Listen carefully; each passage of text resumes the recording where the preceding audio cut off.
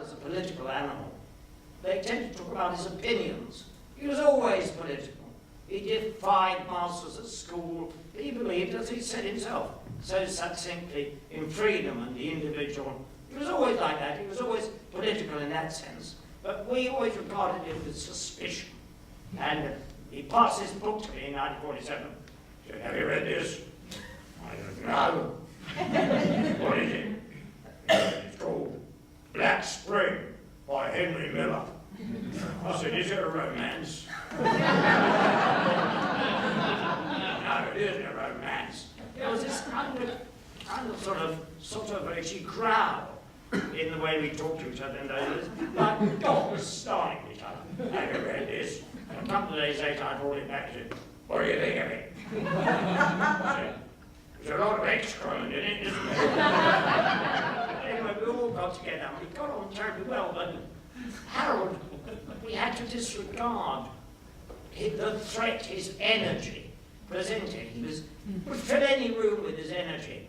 And I remember, bear with me, I told you this afternoon, once he came out of a public library. We never had any money, so we'd wander around, and public libraries are awfully good, as you know, or maybe you're too well off to know. It's really useful on rainy days.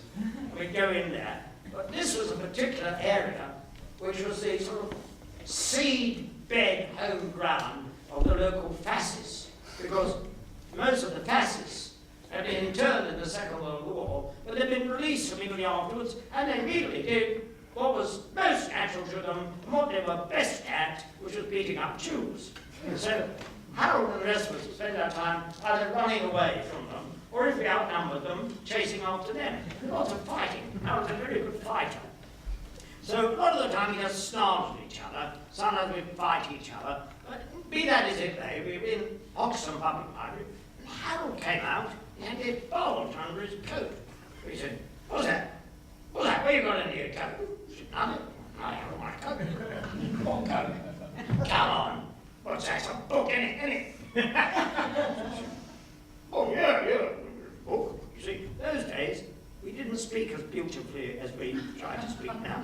We spoke the language of the people around us, the working class East End chaps. Later on, when we became actors and moved with cultivated and civilized people as we do now, we speak rather differently. In those days, we often spoke in the language, even when we meet up. Now, that's where he died. He often spoke like that. That was language we knew very well. When we were with cultivated people, we often spoke differently. Frank and Harry would insist on my speaking coherently and beautifully. It's a bit like speaking in joined-up writing. But, so what's that book you got?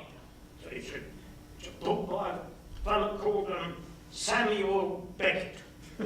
"What's it called? What's it called?" I said, "Murphy." "What are you doing with that? What are you doing with that? You've nicked that book, haven't you? I said, "Well, all right."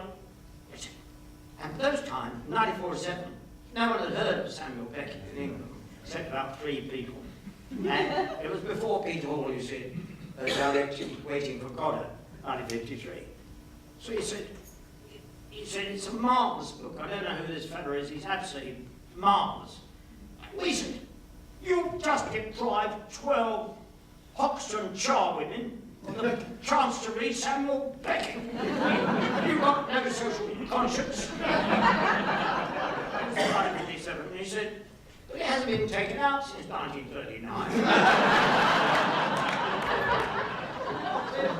Harry will tell you, he's had it. He's still got it on his shelves, that copy. So we didn't treat him with enormous respect, but we did absolutely love him.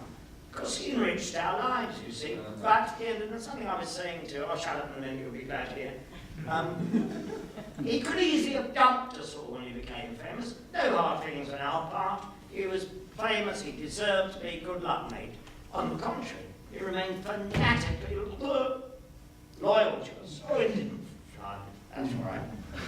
He remained fanatically loyal to us to the end. In fact, I saw him the day before he went into his final coma. I just happened to be in London. We had dinner together. And Well, tell the story about how that came about, which I think is extraordinary. You almost didn't have dinner together. No, he didn't. That's right. He called up and said, "Are you free for dinner tonight?" I said, "I'm afraid not. My wife, has arranged for us to go down to her family in the country." Couldn't find out. And I realised he was extremely ill, terribly ill. I said to Susan, my wife, "No, then I'll join you later." And I called him back and said, "Yes, we can have dinner." So we did meet for dinner, and it was ghastly. It was ghastly because he was dying. He'd been told he had no time to live at all. And by a strange quirk, his liver had collapsed. By a strange quirk, he ordered liver and onions. He never even touched it. But it was a kind of defiant. I don't want to make a rude gesture in front of a cultivated audience. But he made a sort of up gesture to fate, really. "My liver's no good" is another one for you. It wasn't the happiest dinner I've ever had, but I was awfully glad to see him. Bless him, I'll shut up. You said he was a good fighter. Remember that story about how he had a punch up in the bar in the Sloane Square station because this chap's in the bar. Harold had a pint at the bar, and the bloke next to him said, "The trouble with Hitler was he didn't go far enough." And Harold said, "Say that again." And the bloke said, "The trouble with Hitler was he didn't go far enough." And Harold went, "Ugh," and landed one right on him. The bloke hit him, and they both got arrested. So they got calmly off to the police station. The policeman in the end let him on. And Harold and the chap were both on the pavement again. The bloke said, "You're quite right to hit me, I shouldn't have said that. But why on earth did you have to hit me so hard?" And Harold said, so he said, "You're one of those yids, aren't you?" And I said, "I beg your pardon." Harold said, "You're one of those yids, aren't you?" He said, so I said, "What did you do?" He said, "Then I hit him." I said, "What did you do?" He said, "Then he hit me back." I said, "What did you do?" He said, "Then I really hit him." And he could really hit. And it came in awfully handy. If there's fascists around, ask for Harold Pinter. He was a very good fighter. Now, you actually experienced a great deal of World War II bombing and rocketing, did you not? We did. That was something that was quite immediate to your experience. Yes.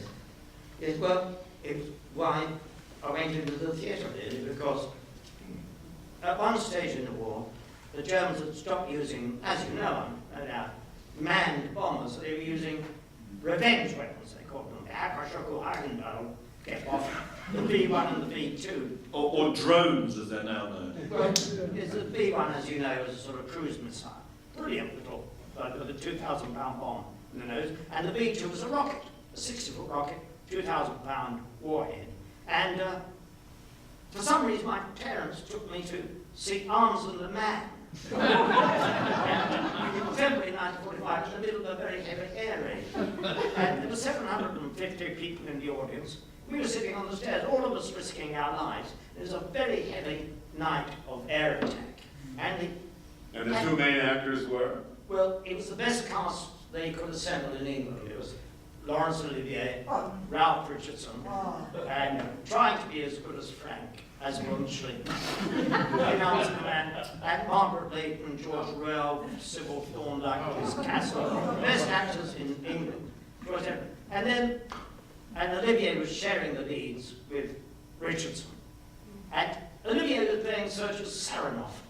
And there'd be an explosion, and there was a huge chandelier over the orchestra pit, and it would swing. It's still there. The Albury Theatre now it's called. It was the new theatre.